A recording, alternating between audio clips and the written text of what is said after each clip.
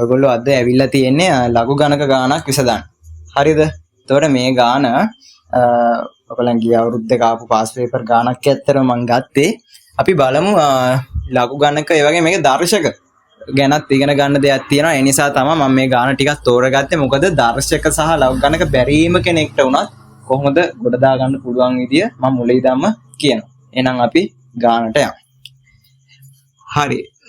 මේකේ අපිට දීලා තියෙනවා 10 බලයක්. මේ ගැන වැඩි හිතන්න එපා. 10 කිසියම් බලයක් සමානයි කියලා 4.34. මේ දර්ශකාකාරයෙන් දීලා තියෙනවා. අපි චුට්ටක් බලමු දර්ශකාකාරය කියන්නේ මොකක්ද කියලා. මම ගන්නම් 10 නැතුව වෙන පාදයක්. 2 3 සමානයි.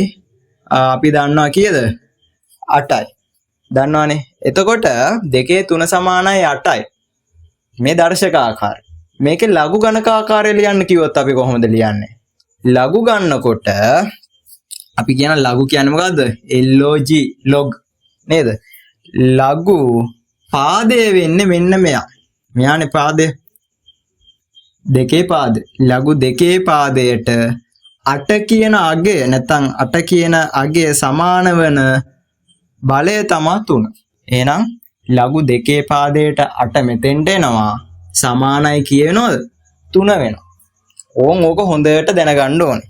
දෙකේ පාදයේ විතර නෙවෙයි ඕනම සංඛ්‍යාවක මෙහෙම දර්ශකාකාරයක් තිබුණොත් අපිට පුළුවන් වෙන්න ඕනේ මොකද්ද? මෙන්න මේ ලඝු ආකාරයට ලියන්න. ලඝු දෙකේ පාදයට 8 සමානයි 3 කිය. ඉතින් මේ තියෙන එක ඉතින් දශම ගාණක් වෙන්න පුළුවන්, භාගයක් වෙන්න පුළුවන්, ඍණ වගේ වෙන්න පුළුවන්, ඕන එකක් වෙන්න පුළුවන්. හරිද? ඒ වුණාට ඒක වැඩි හිතන්න එපා. ඒ වගේම තමයි මෙතනත් නේද? මෙතනත් මේ මම ලියලා මැකුවේ ඒ විදිහම තමයි අර ගානෙත් තියෙන්නේ. එහෙනම් බලන්න අපි ගානට ගිහිල්ලා එතන එහෙනම් කොහොමද ලඝු ආකාරයට ලියන්න කියලා මේක ලඝුනේ. ලඝු ආකාරයට ලියන්න ඕනේ. මොකද අපෙන් අහලා තියෙන්නේ ලඝු 43.0 ලඝු 10 පාදයට 43.4 හොයන්න කියලා. මේක ඉස්සර කරන්න. හරි. එහෙනම් මම මොකක්ද එහෙනම් මම කියපු විදිහට කරන්නේ ඉස්සරෝම අපි ලියනවා ලඝුනේ. ලඝු 10 පාදයට කවුද 4.3යි 4 සමානයි අර ලියපු විදිහට උඩ එක්කෙනානේ අපි මෙහෙන් ලිව්වේ. උඩ එක්කෙනා දශම ගානක් ඉන්නේ. ඒක ඉතින් කරන්න දෙයක් නැහැ.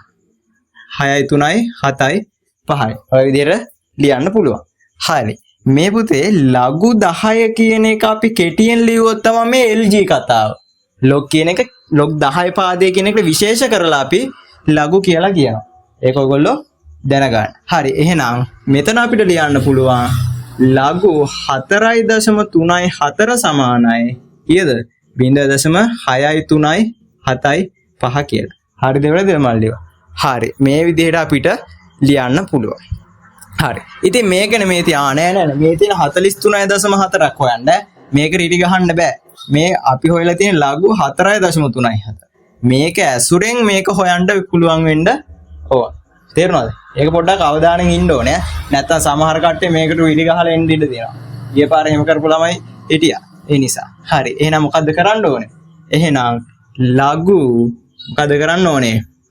අපි ලියනවා මම මෙයාව ගන්නවා. මේ බලන්නකො මෙයයි සම්බන්ධයි අතර. මොකද්ද සම්බන්ධය?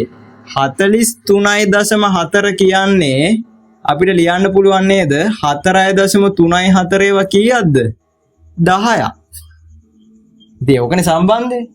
ඕක ලියා ගන්න පුළුවන් වෙනවා. 43.4 කියන්නේ 4.3යි 4 ඒවා 10ක්. හරි. ඉතින් මෙහෙම ගත්තා නම් අපිට පුළුවන් දෙපැත්තටම ලඝු දාන්න. ලඝු දාන්න. කොහොමද දාන්නේ? ලඝු 43.4 සමාන වෙනවා. ලඝු දැන් මේ LG කියලා කෙටියෙන් දාන්නේ මොකද්ද මේ? 10 පාදය. අමතක කරන්න එපා. ලඝු 10 පාදයට 43.4 සමාන වෙනවා. ලඝු 10 පාදයට මම එක පියවරක් වැඩි කරලා ලියන්නම්.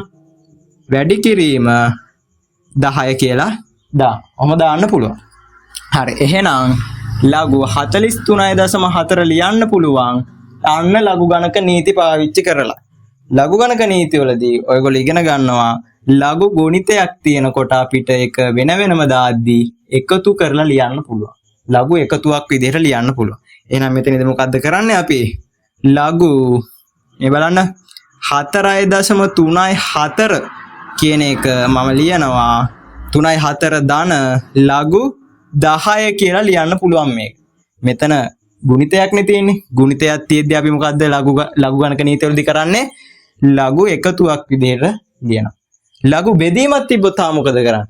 ඔව් බෙදීමක් තිබ්බොත් අපි කරන්නේ ලඝු අඩු කිරීමක් විදිහට ලියනවා. හරි ඒක අපි ලඝු ගණක පාඩමේදී ඉගෙන ගන්න. ඒකත් මතක තියාගන්න. හරි. ඒක මෙතනදී ඕනේ. දැන් බලන්න මොකද වෙන්නේ කියලා අපිට අහන්නෙත් මෙයා තමයි ලඝු 43.4 කියන්නේ කීයද කියලා. එහෙනම් ලඝු 4.34 කියන එක අපි මේ වෙනකොටම හොයාගෙන තියෙන්නේ. කීයද මේ?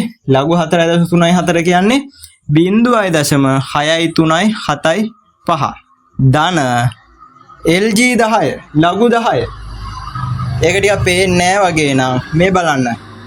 ලඝු 10 කියන්නේ ඔය මේකනේ ලඝු 10 පාදයට 10 නේද? මොකද්ද? log 10 පාදයට 10. එහෙනම් ඔයා දන්නවා මෙතන පාදයට පාදයේ සමාන නම් මෙතන එන්නේ 1යි. ඒකත් මතක තියාගන්න. මොකද්ද මතක තියාගන්න ඕනේ නීතිය? අපි ඉගෙන ගන්නව නේද ලඝු x පාදයට x කියන්නේ 1යි. ඕනම මෙතන සංඛ්‍යාවක ධන පූර්ණ සංඛ්‍යාවක් આવොත් එහෙම අපිට දාන්න පුළුවන් මොකද්ද? ඕනම එකක් 1යි කියලා. x ට x ආව. එහෙනම් මෙතන 10ට 10 ආවම 1යි. එහෙනම් ලඝු 10 කියන්නේ 1යි. ලඝු 10 සමාන 1 නිසා මෙතෙන්ට එන්නේ 1යි. බලන්න එහෙනම් අපිට ලඝු 43.4 කියන එක එනවා නේද මේ දෙක එකතු කරපුවාම උත්තරයක්.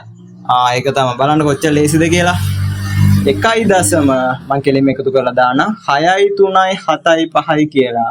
ලඝු 43.4 උත්තරේ අපිට එනවා. ඔන්න ඔය විදිහට තමයි ලඝු 43.4 යගේ අපි දර්ශක නීති ලඝු දර්ශක ආකාරයෙන් තියෙන එක ලඝු ගණක වලට හරවලා ඊට පස්සේ ලඝු ගණක නීති පාවිච්චි කරලා උත්තරේ ගන්න. ඉතින් ඔය ගාන තාම ලේසියෙන් හදන්න පුළුවන් විදිහක් අපි මේ වගේ වීඩියෝ තවත් අප්ලෝඩ් කරනවා. මේ ගාන තේරුණා නම් කමෙන්ට් එකක් දාන්න, ලයික් එකක් දාන්න. තවත් ඔයගොල්ලන්ගේ කවුරු හරි ඉන්නවා අනිවාර්යෙන් ඉන්නවනේ. ඔයගොල්ලන්ට යාළුවෝ මේ වීඩියෝ අපේක්ෂා කරන ඒගොල්ලන්ට ෂෙයා කරන්න.